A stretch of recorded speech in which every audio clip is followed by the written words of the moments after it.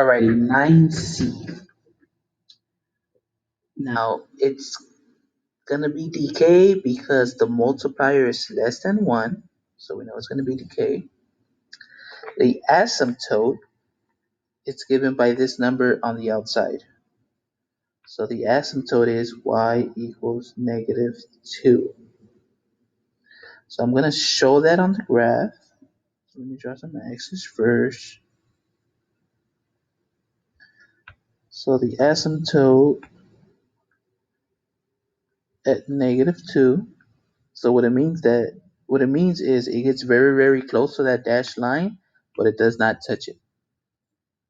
Okay? So now we're gonna start plugging in some values. If x is 0, 1/3 to the 0 power is 1, minus 2 is -1. So we have a point here. If x is 1, we have 1/3 minus 2. So you could actually use your calculator for this. We have 1/3 minus,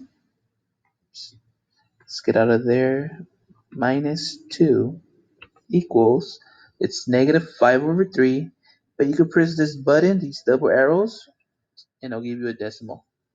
So it's approximately -1.6. Okay, so which is about there. Now let's try 2 now. If x is 2, 1/3 to the second power is 1/9. So 1/9 minus 2 is, we get a fraction, but let's change it to a decimal, -1.9. So it's about there. So remember what I said earlier? It gets very, very, very close to the asymptote, but technically it doesn't touch it. Okay?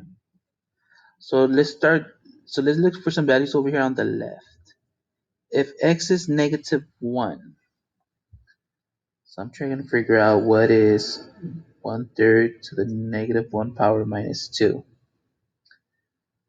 So I'm going to distribute the -1 to each exponent. Remember, if it has a negative exponent, you move it to the other side. So this turns into 3/1 minus 2. So what's 3 minus 2? That's going to give you 1. Oh, I forgot to put the -1.9 over here. Okay, so -1, 1. Okay, so if I connect these points, notice it makes a nice curve.